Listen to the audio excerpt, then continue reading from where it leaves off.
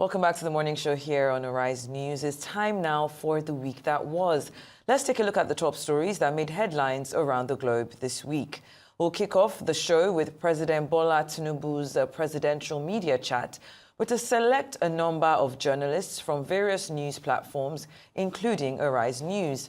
During that session on Tuesday at his residence here in Lagos, the president said that there is no going back on his plans to reform Nigeria's tax administration structure, which is already getting some attention from the National Assembly. President Tinubu said the tax reforms were necessitated by the need to eliminate colonial-based assumptions in the nation's tax environment. The tax reform bills have been generating a wave of controversy across the country, forcing the House of Representatives to suspend the debate on them following a mounting pressure from governors of the 19 states in the northern part of the country. Questioned about the economic hardship, removal of subsidy on petrol, the president said he had no regrets as it had become unnecessary. What's contingency?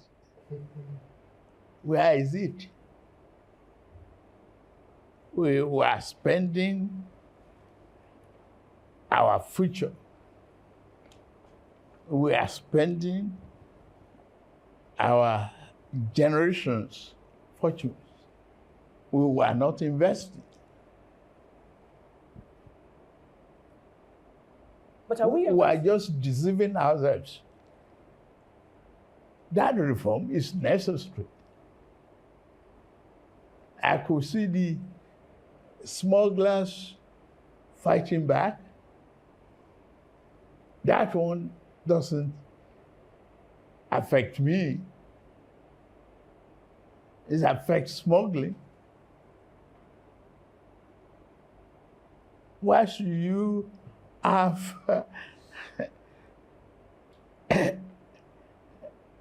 expenditures that you don't have revenue for?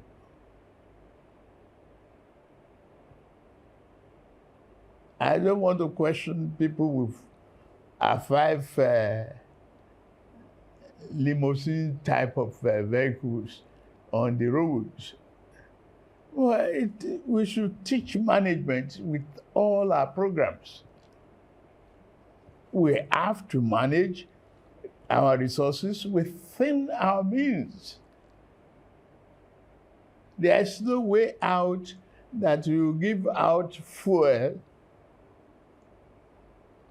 and allow all the entire neighboring countries as Father Christmas. I don't have any regret whatsoever removing the subsidy. It is necessary. We cannot spend our future generations' investment upfront. But do you think it should have been phased, done in bits and pieces? It is part of the fear that is unnecessary.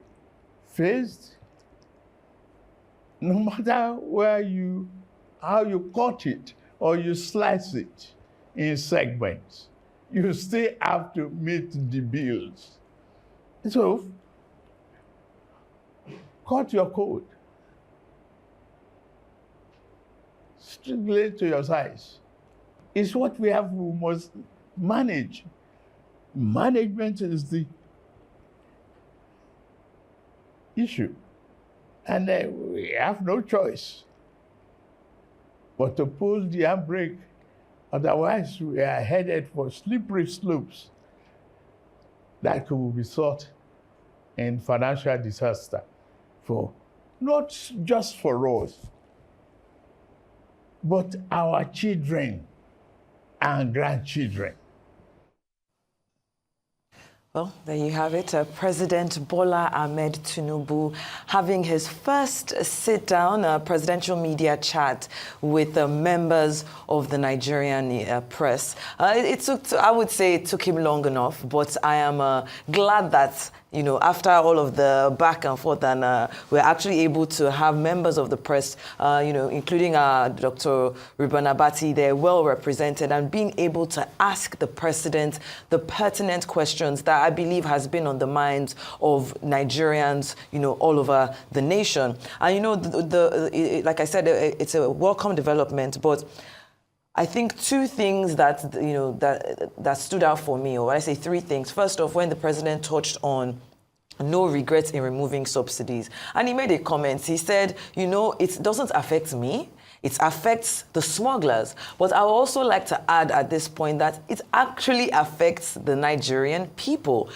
The time that this particular announcement was made regarding the removal of fuel subsidies, the president had promised that not only would, you know, the subsidies stop being paid, but that there would be a cushion for the Nigerian people that would help them get over this shock to their system. And let's not forget that it came hand in hand with the floating of the Naira. So we saw a very harsh shock to the system of the Nigerian people in 2024. And the expectation was that if you were going to remove the fuel subsidies, just like the representative from Channels, Mark had rightfully said, that why wasn't it phased? And let's not even forget about the conversation about the fact that fuel subsidies themselves, was still being paid up until, you know, a couple of months ago. But I set that aside.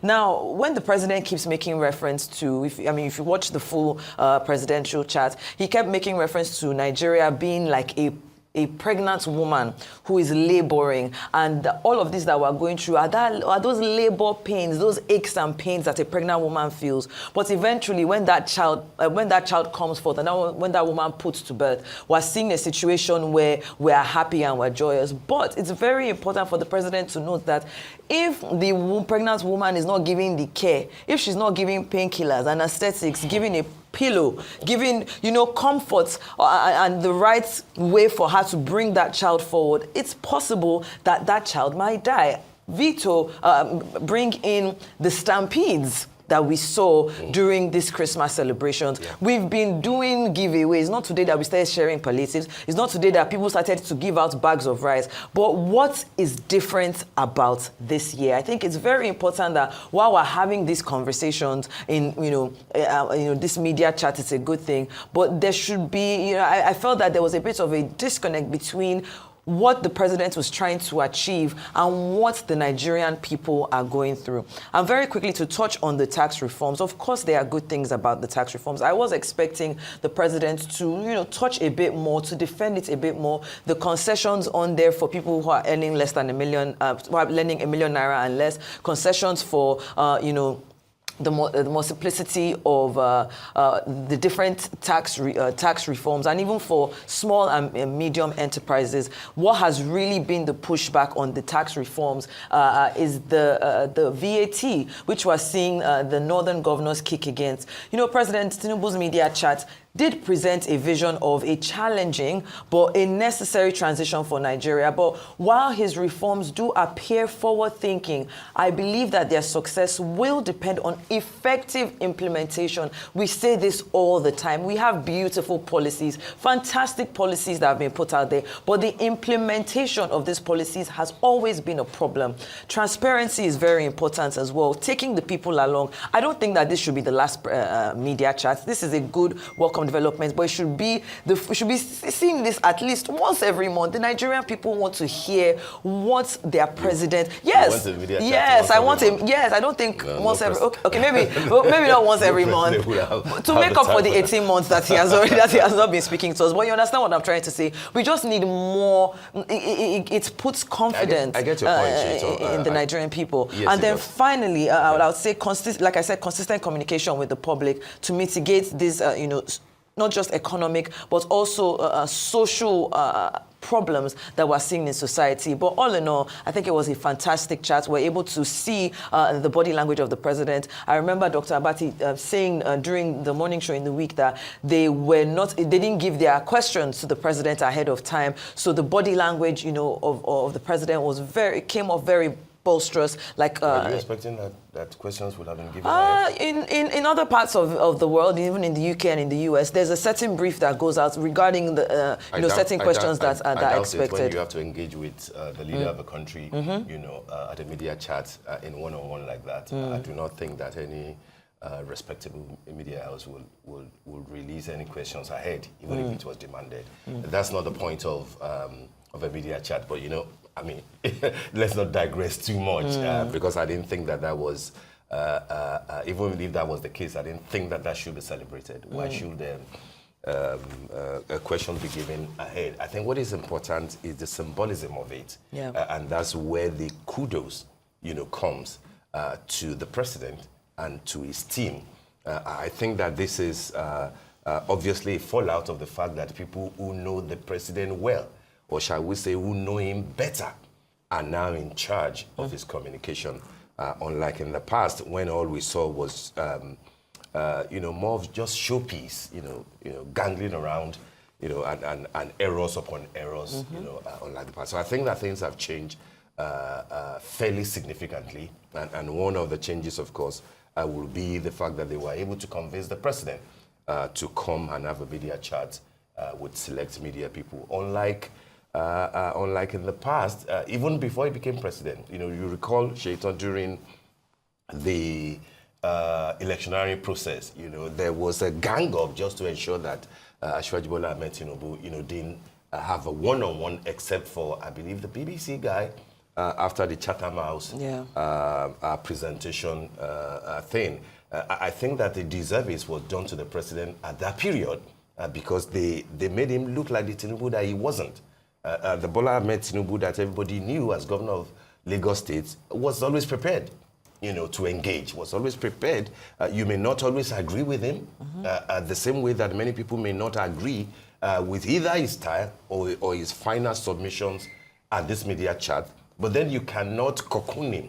It's not the type that you will just put in the house and then all you do is to speak on his behalf through press releases and then through ministerial briefing. So I think that there's kudos to the managers of the president for doing this. I'm hoping that by the time that his administration will be 2 years, we will have a lot more for him to say by way of media chat. Maybe it will even be longer. I think that 2 hours was the standard that Obasanjo just set, which Jonathan followed.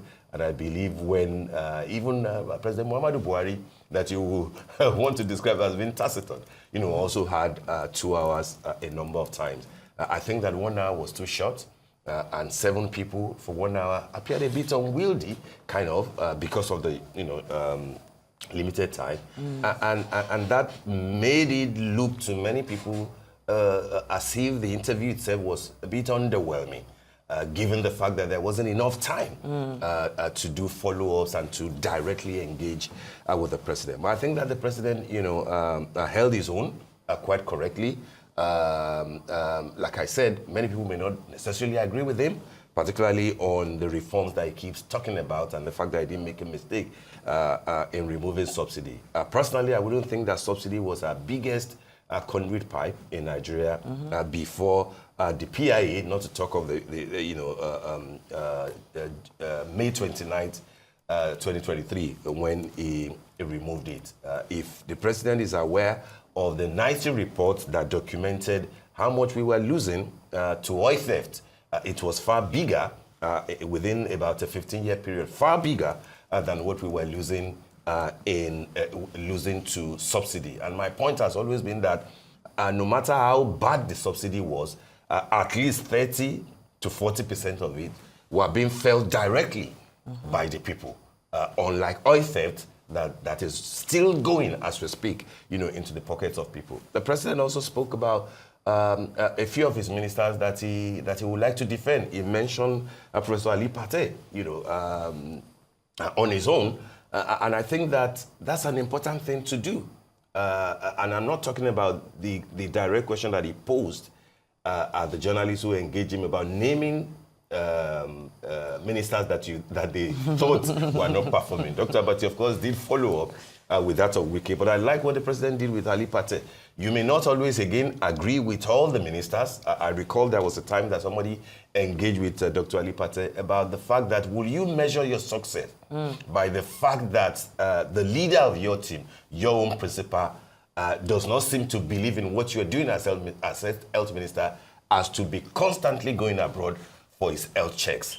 And he struggled to answer that question. But then I also listened only yesterday to the Yuletide seasonal greetings of Dr. Ali Pate. Almost 10 minutes of brilliant submission about what his ministry is trying to do, about local production of vaccines, and the things that they're trying to do. And you can tie that to what the president was saying, that I know my ministers, I believe in them, but then, like I said, if there had been enough time, then you can now go into the argument that the Constitution only allows you 36 ministers, one per state, and that subsequent, presidents have always used their discretion to say, we will pick one per geopolitical zone. But then president has had the largest minister in history of Nigeria, and is saying that they are needed.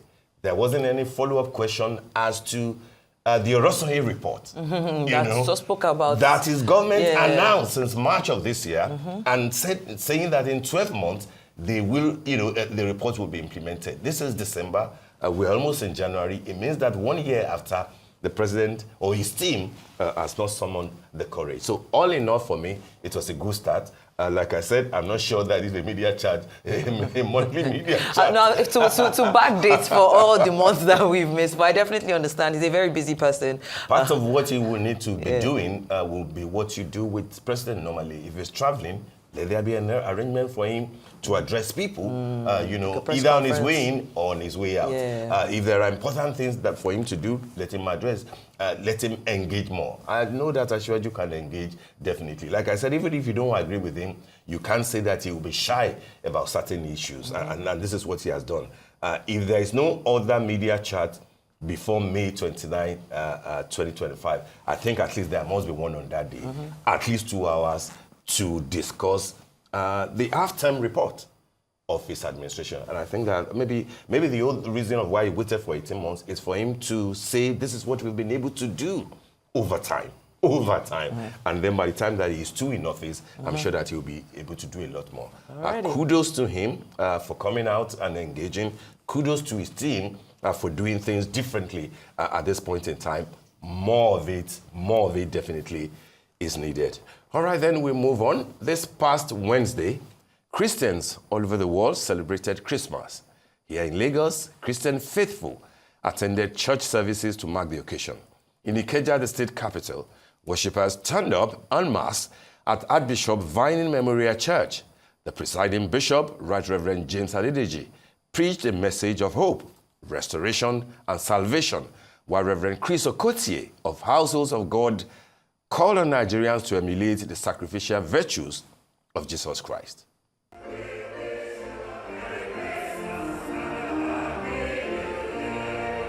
Christmas Day in Lagos at the Archbishop Vining Memorial Church in GRA Ikeja.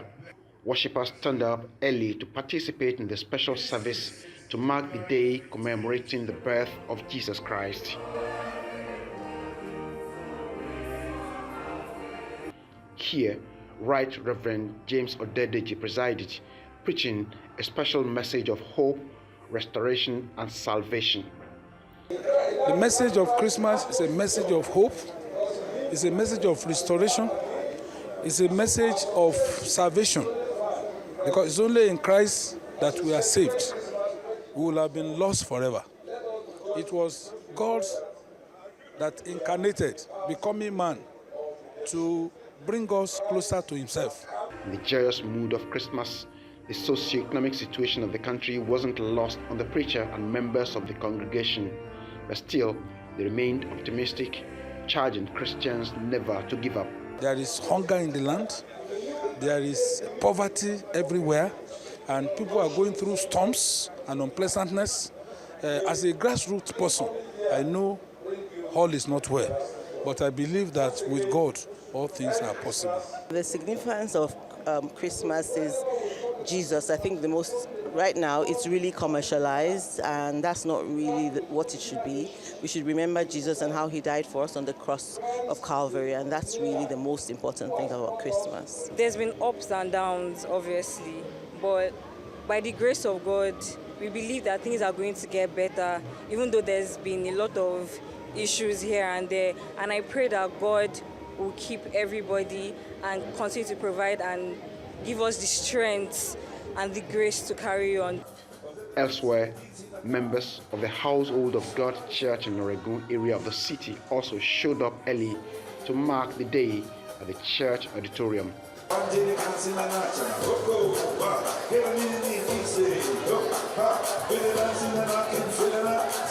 Pastor Chris Okotie, leading the service, delivered a special message where he charged Nigerians to look beyond the season's merrymaking and imbibe the sacrificial spirit of Jesus. He demonstrated his benevolence, his beneficence, his magnanimity, what we call the eleemosynary propensity of Almighty God. So, and I believe that if we follow that same pattern as Nigerians and we are sacrificial towards each other and towards our nation, we can evolve into a great nation and take our place in the firmament of nations. From Ikeja to Ikoyi, the message from worshippers and religious leaders alike remains that though the current situation in the country may be tough, but with more love sharing and willingness to sacrifice for each other, better days indeed lie ahead for Nigeria.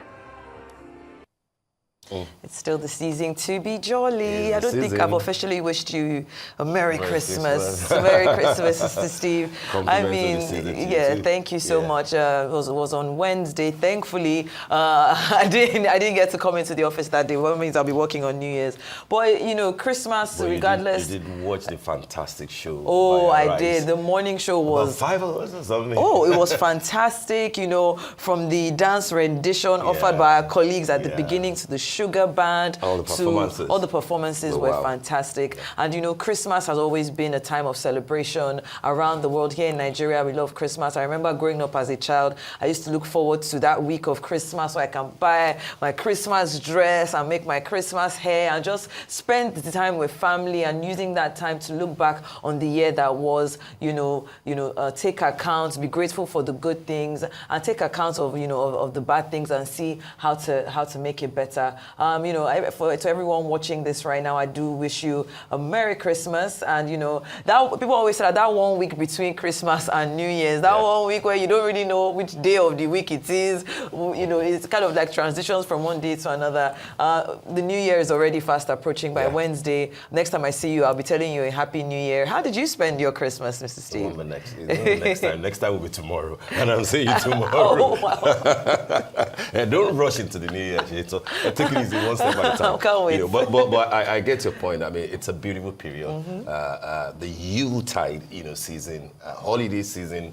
Some other people who might not want to be too religious about it will simply, settle for the holiday season. And what we have seen from the video there, the clip that we saw, is to, reiterate the reason for the season. Be happy, be merry, be in tune with your creator if you believe in stuff like that. And of course, show love to everybody, which was the point of Boxing Day. The difference must always be clear that Boxing Day is not about pugilism. It's about gifts, it's about sharing love. And I think that the important thing to quickly note about this is that, like previous years, because I saw a number of the guests that Tokumo spoke to in that video, saying that, things are hard. Even pastors say, things are tougher. Every year, this is the song that we sing, sadly. But I think that there has always been different levels. This year, again, has shown that there are different levels of people in the society. Those who have much more than the others, and you will find them, in areas that, they spend more money. I mean, if you've been to a hotel in the last 1 week with all the concerts, I don't know of many countries in the world where you are going to a concert and you are buying tables with champagne and, expensive drinks and stuff. it's very Nigerian, but then it has become a pattern. It has become a culture. And this year again, in spite of everything that, people are talking about, many places were still filled up. Of course, that does not negate the fact that maybe more people are struggling, but they even at their own level, people had fun. People, and I'm not just talking about Lagos State or the big cities of Abuja and Ibadan. I'm saying even in small communities, fun was available for what you could afford, and sometimes you do not even have to particularly spend money to enjoy Christmas. So I think that was what was on offer during the Christmas holiday. And like you said, it's almost like you're whistling your way through the holidays to get to the new year. And it wasn't about music alone. It wasn't about church alone. Even the theaters are Oh my God, Dirty December. Dirty December is back. Thankfully. It's back. No, it's back. It's back in with full swing. Absolutely, honestly, and because we practically lost it to Ghana, at a point after COVID. So what has happened, and this is me giving you the pulse of what's going on. So now, and maybe there's been some kind of silent truce between Ghana and Nigeria that you're not aware of. So what it is now is December is celebrated heavily in Nigeria, but from the 26th, 27th, we're now seeing a huge wave of people now crossing over to Ghana to spend New Year's in Ghana. So I think maybe we've just shared it one that, okay, we'll take Christmas. You take New Year's. Let people who want to enjoy anything in Accra or Akosombo or wherever, do their enjoyment. Dirty December belongs to Lagos and to Nigeria. Okay. And we're not sharing no nada with anybody. Theaters will be filled. Bolanle St. Peters is having Dia Cafe, which was one of the great stage plays during the last Lagos International Theatre Festival.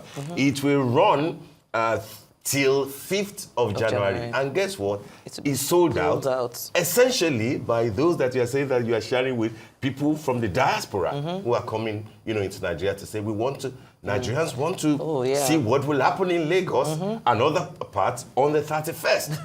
They're not going to do that in Ghana. Let Ghana enjoy what they've got. But you can't deny the influx. I mean, not just of the people from the diaspora, but the celebrities that have just been waltzing into Nigeria. I mean, of course, our big superstars are returning. The Burna Boys, the Wizkids, we're seeing Thames in the city. Even Tyler was in town. Saweetie is in town. Chloe Bailey is in town. Lagos is the place to be. Nigeria is the city to be. But if you're watching this, we wish you, of course, a Merry Christmas and happy holidays from all of us here on The Morning Show.